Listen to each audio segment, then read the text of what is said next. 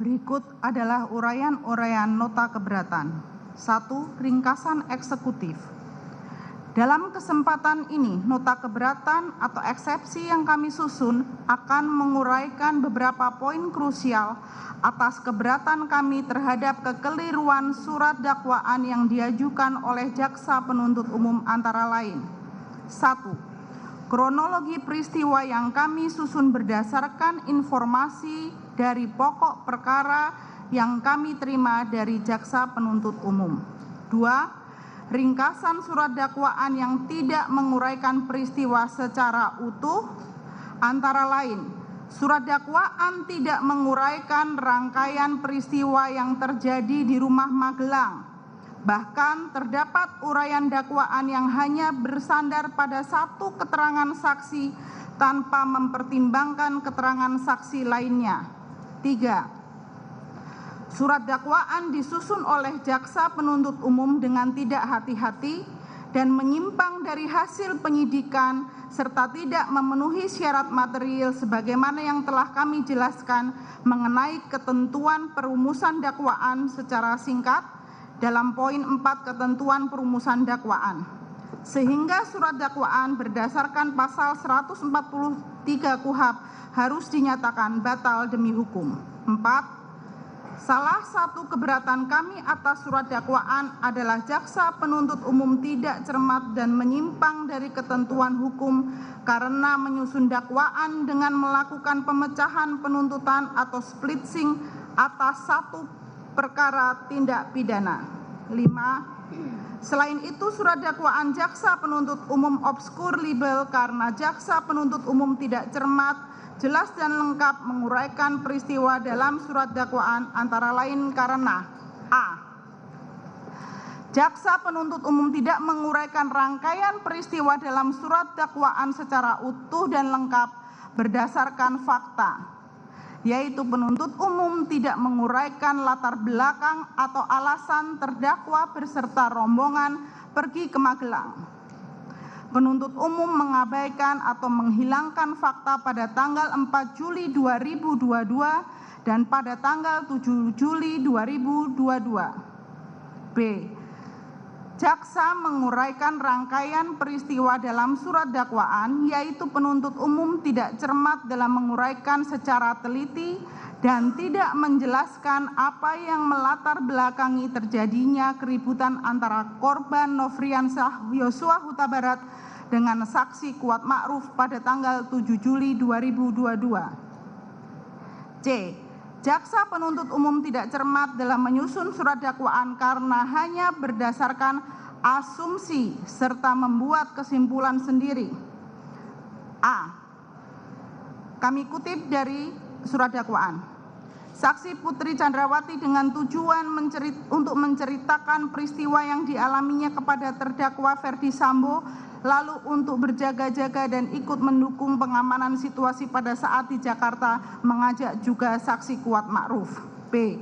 Saksi Kuat Ma'ruf untuk mengemudikan mobil tersebut ke Jakarta, padahal bukan tugas saksi Kuat Ma'ruf dalam kurung sebagai sopir.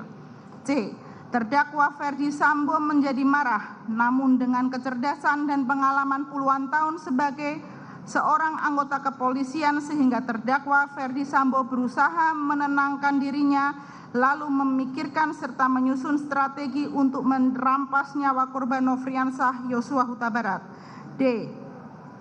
Setelah itu, saksi Richard Eliezer Pudihang Lumiu yang menerima penjelasan tersebut merasa tergerak hatinya untuk turut menyatukan kehendak dengan terdakwa Ferdi Sambo.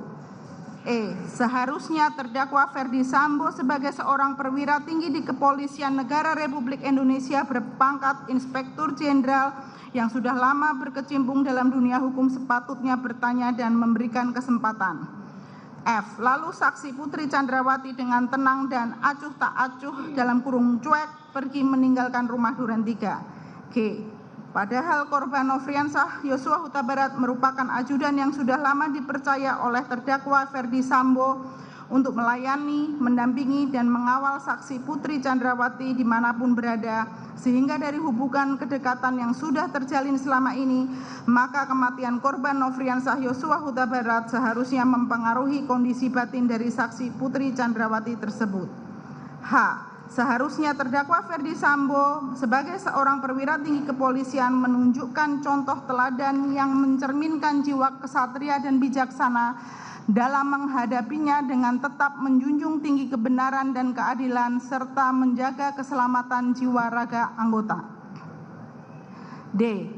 Surat dakwaan jaksa penuntut umum tidak terang atau obskur libel karena hanya didasarkan pada satu keterangan saksi Richard Eliezer Pudihang Lumiu, yaitu A.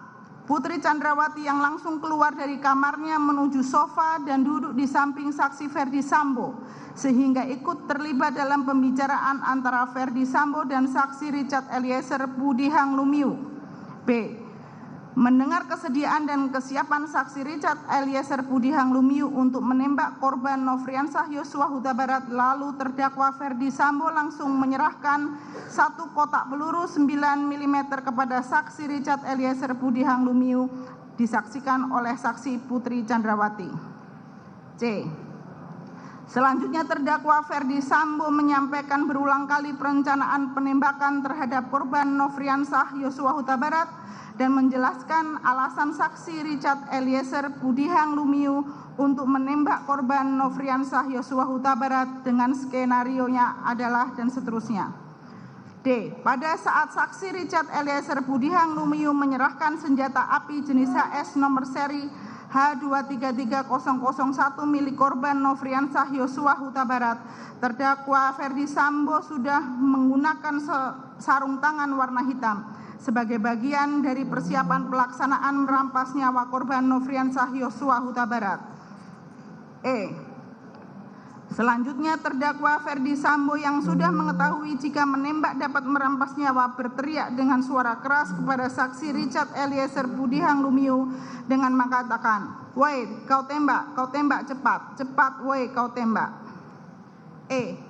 Jaksa penuntut umum tidak cermat dalam menguraikan rangkaian peristiwa dalam surat dakwaan karena telah mengabaikan fakta yang sesungguhnya, yaitu pada faktanya berdasarkan keterangan BAP Riki Rizal Wibowo dan Kuat Ma'ruf menjelaskan bahwa skenario tersebut disampaikan pada saat Riki Rizal Wibowo, Kuat Ma'ruf dan Richard Eliezer Pudihang Lumiu bertemu dengan Ferdi Sambo di bilik ruang pemeriksaan provos setelah kejadian penembakan terjadi, bukan pada saat di lantai 3 rumah Jalan Saguling. F. Surat dakwaan jaksa penuntut umum tidak cermat, tidak jelas dan tidak lengkap karena tidak menegaskan bentuk penyertaan terdakwa. Terhadap kekeliruan, kekaburan dan ketidakcermatan dalam surat dakwaan tersebut, maka terdakwa mengajukan kesimpulan dan permohonan dalam nota keberatan ini.